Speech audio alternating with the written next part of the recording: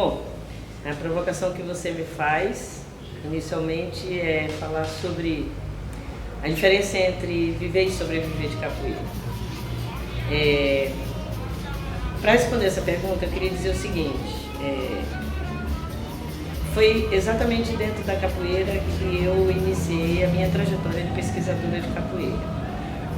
E eu me lembro que já no início dos anos 90, um dos primeiros trabalhos que eu publiquei, ele tratava a capoeira exatamente no contexto daquilo que à época nós chamávamos nas ciências humanas, nos estudos culturais, de profissões étnicas, aquelas profissões que envolviam personagens vinculados a estruturas no campo da cultura afro-brasileira, vinculado a essas estruturas das tradições afro-brasileiras, a saber, mestres e mestres de capoeira, ialorixás, babalorixás, tatetos e mametos de inquice, sacerdotes das religiões de matriz africana, sambistas, jongueiros, etc, etc. Como era que se davam os processos distintos de vivência e de sobrevivência.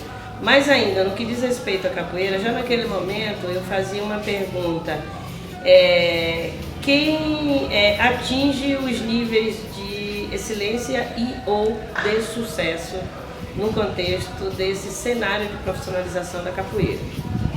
Então, uma das coisas que eu chamava a atenção é de que, da mesma forma que os sujeitos, as sujeitas, elas não têm trajetórias uniformes dentro da capoeira, as trajetórias, elas estão atreladas, às pertenças, aos pertencimentos dessas pessoas, a sua condição socioeconômica, a sua formação, ou seja, a possibilidade de reunir ou não elementos externos que passam por escolarização, que passam por redes de contatos e de fortalecimento de acesso a lugares instituídos, isso vai pesar muito na definição de quem pode viver de capoeira e a distinção entre aqueles que sobrevivem de capoeira. E aí, falar de viver e sobreviver agora, eu estou falando exatamente naquilo que diz respeito a fazer com que a capoeira seja o suporte da sua condição profissional, do seu modo de vida, do seu próprio sustento, da sua própria família. E a gente sabe que esses caminhos eles são muito díspares, sem precisar de muita pesquisa, sem precisar de muito estudo. Se a gente olhar hoje, em pleno início do ano de 2017, se a gente olhar para o cenário internacional da capoeira e fazer perguntas muito simples, a gente vai ter essas respostas. Uma primeira pergunta muito simples é possível identificar quem enriqueceu com capoeira?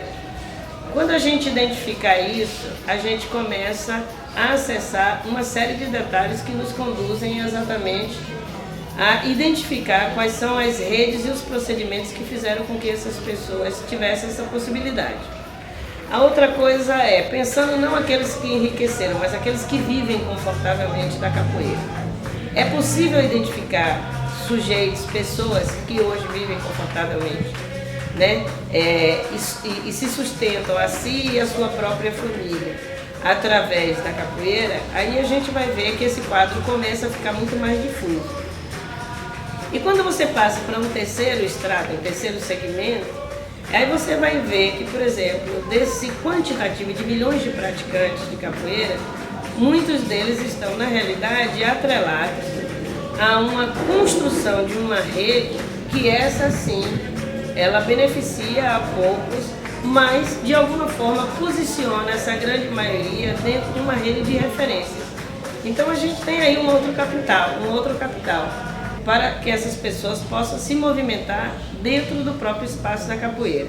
E isso também é extremamente importante, Então, obviamente, hoje a gente sabe que quando a gente pensa a vivência com folga, com algumas possibilidades de de viver bem e de ter acesso a um determinado patrimônio hoje a partir da capoeira, nós vamos entender que são pouquíssimas as pessoas que acessaram esses lugares e são, obviamente, você não vai encontrar entre esses pouquíssimos que acessaram esse lugar, por exemplo, um quantitativo de homens negros significativos. E isso é muito importante, porque se a gente pensa que até...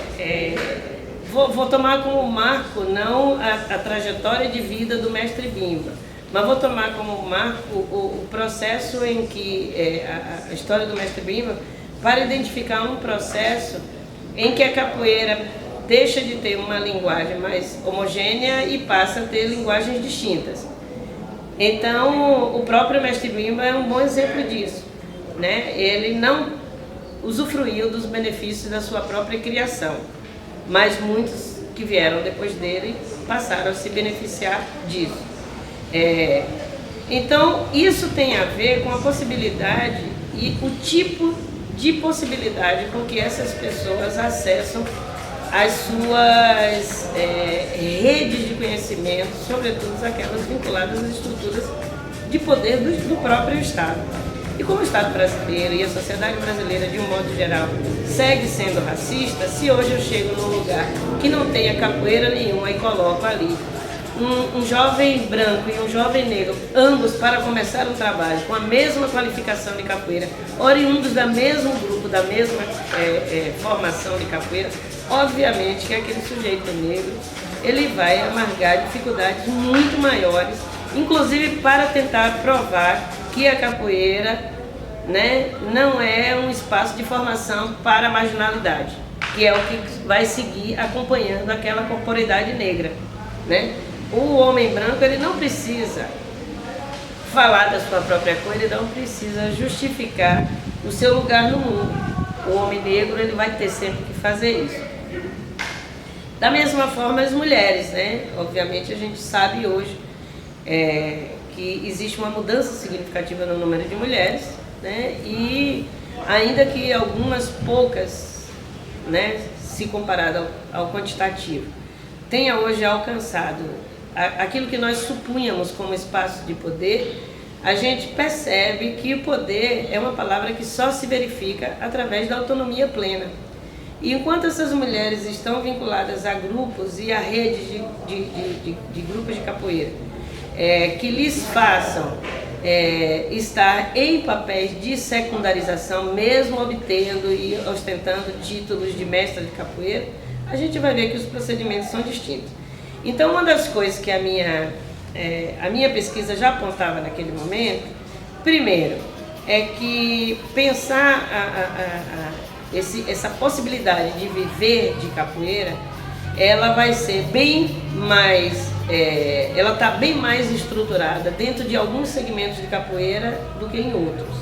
Segundo, dentro desse mesmo segmentos existem estratificações que acompanham as próprias estratificações da sociedade, né? Se a sociedade é racista, né, a gente vai verificar, né, as possibilidades de manutenção desses aspectos do racismo também no interior da capoeira, independente de todo mundo, bem ou mal, reconhecer que a capoeira tem origem na história dos negros africanos e escravizados para o Brasil.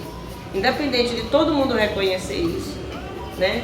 Hoje ninguém se dedica, por exemplo, a discutir o cenário atual.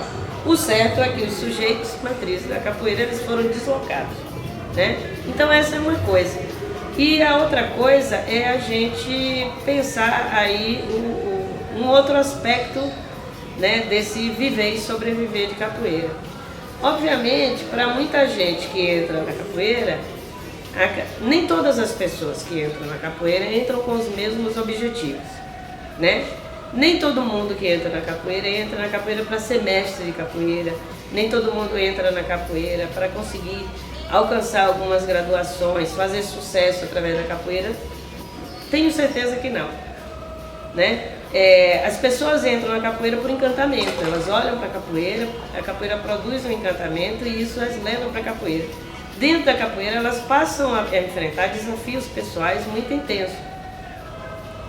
Algumas já percebem dentro da sua própria formação que vivenciar os desafios, né, dessas superações diversas, tanto aquelas que são focadas na sua própria formação familiar, quanto aquelas que são desafios promovidos pela organização em que ele se insere ou que ela se insere, né, esses procedimentos também eles vão ser distintos e, portanto, eles vão produzir repercussões diferenciadas para um e para outros. Ou seja, eu estou dizendo o tempo todo, desde o início, né, e quando a gente fala em diversidade no interior da capoeira, a gente está chamando a atenção para a necessidade da gente reconhecer que um sujeito que sai de um canavial, né, e que atinge um determinado nível de graduação, ele vivenciou muito mais dificuldade do que aquele jovem rapaz que tirou a sua roupa suja, jogou no chão,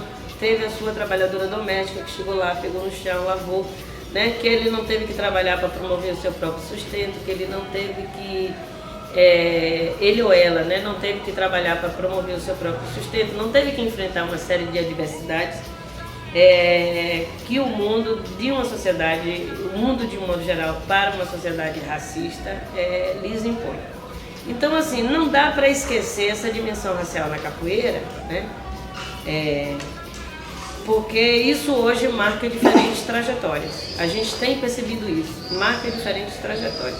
Uma grande prova disso é a possibilidade da gente responder aquela minha primeira pergunta. Quantos são, não quero nem falar dos homens não negros, mas quero que me diga quantos são os homens negros que enriqueceram dentro da capoeira. Eu quero conhecer pelo menos um ou dois, né? Eu ainda não tive essa oportunidade, mas gostaria, né?